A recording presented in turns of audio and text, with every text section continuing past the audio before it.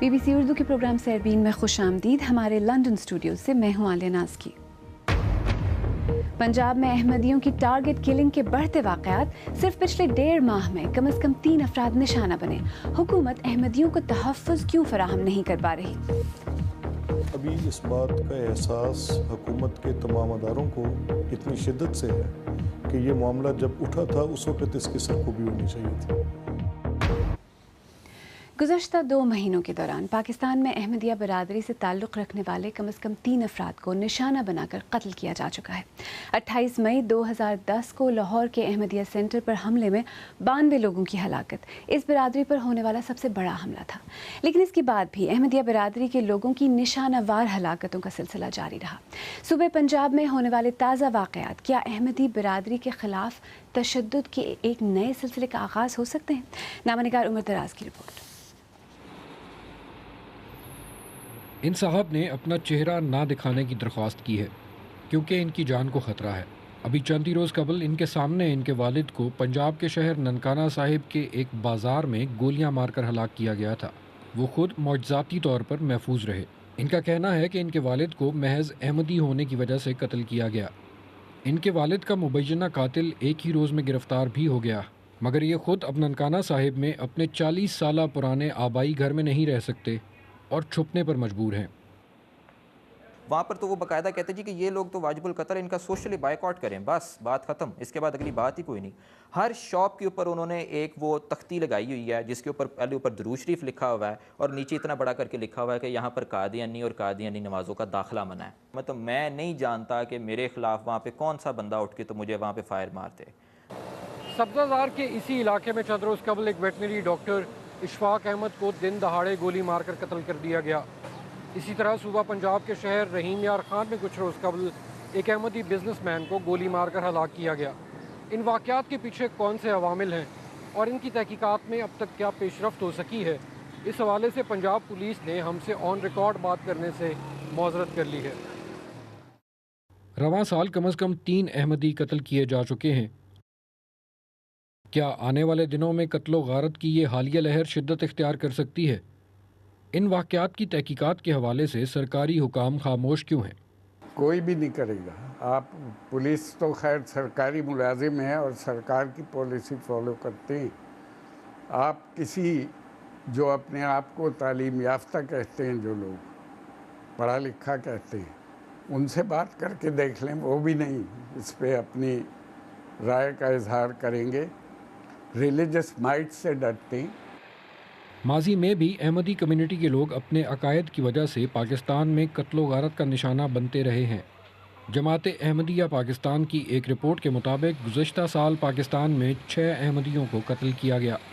سوال یہ ہے کہ کیا رواں سال ایسے واقعات کی روک تھام ممکن ہو پائے گی؟ عمر دراز، BBC نیوز، لاہور.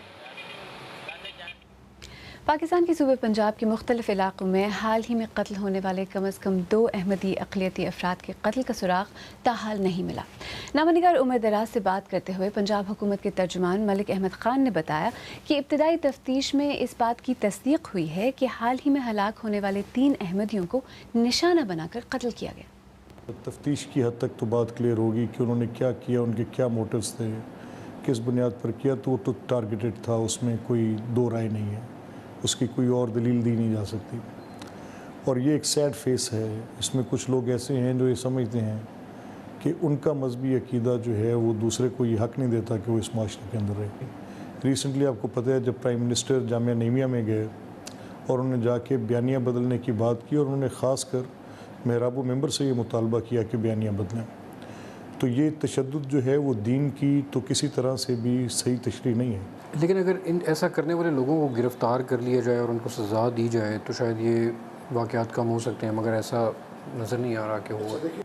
جو ننکانہ صاحب والا واقعہ تھا وہ ملزمان فوری پکڑے گئے، بلکہ یہاں تک ٹریک کرنے کی کوشش کی گئی کہ کس کی پرووکیشن پر انہوں نے یہ کیا. تو کیا اس کو کسی نے پرووک کیا تھا؟ کس نے کیا؟ نہیں، لیکن یہ ہمیں ایویڈنس مل نہیں سکی کہ کسی نے یہ ایسی بات کی ہو. لیکن جو لاہور اور رحیم یار خان میں جو واقعات ہوئے ان دونوں کے موڈس آپرینڈا ایک جیسا تھا، دونوں کو اسی طرح قتل کیا گیا. تو آپ کیا سمجھتے ہیں اس کے پیچھے کون ہو سکتا ہے؟ کلو لیس مرڈر تھے. اس کے اوپر جو سسپیکٹ آئیڈینٹیفیکیشن کے لیے سرویلنس کی ٹیکنیک سے ہیلپ لی جا سکتی تھی، اس کی بنیاد پر کچھ لیڈز ملیں، کچھ لوگوں تک پہنچے، لیکن حیران کن حد تک بات یہ ہے کہ وہ سلسلہ کسی تنظیم کے ساتھ جا کر نہیں ملا۔ اگر کہیں کوئی ایویڈنس ملتی کسی تنظیم تک پہنچنے کی تو پھر اس کے ساتھ ضرور بات کی جاتی، دیکھا جاتا، تفتیش کا رخ اس طرف موڑا جاتا، جو ذمہ داران تھے ان تک پہنچا جاتا۔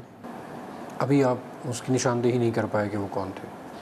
اچھا سر، جب احمدیوں ہی کی بات کو آگے بڑھاتے ہیں تو انہوں نے پچھلے اسی سال ایک رپورٹ جاری کی جس میں انہوں نے کہا کہ ان کے خلاف جو نفرت انگیز کارروائیاں ہیں، جو پروپیگنڈا ان کے مطابق ہو رہا ہے، اس سے حکومت جو ہے وہ دانستہ اس کو اگنور کر رہی ہے، جس کی وجہ سے ان کے خلاف اس طرح پرتشدد کارروائیاں جو ہیں ان میں اضافہ ہو رہا ہے۔ قطعی طور پر یہ تاثر درست نہیں ہے۔ ہمیں جہاں پر حکومت کو کوئی ایسا ایلیمنٹ نظر آتا ہے جو کہ کسی کو صرف ایک خاص مذہبی عقیدے کی بنیاد پر ٹارگٹ کرتا ہے یا ان کے خلاف کوئی ایسا مٹیریل چھاپتا ہے، یا ہیٹ مٹیریل کے کیسز میں ایک بڑی تعداد ایسی تھی جو احمدی فرقے سے تعلق رکھنے والے لوگوں کے خلاف چھاپی گئی تھی، تو جن لوگوں نے چھاپی ان کے خلاف مقدمات بھی درج کیے گئے اور پھر ان کے ساتھ ایک ریسٹرینٹ پالیسی بھی اپنائی گئی۔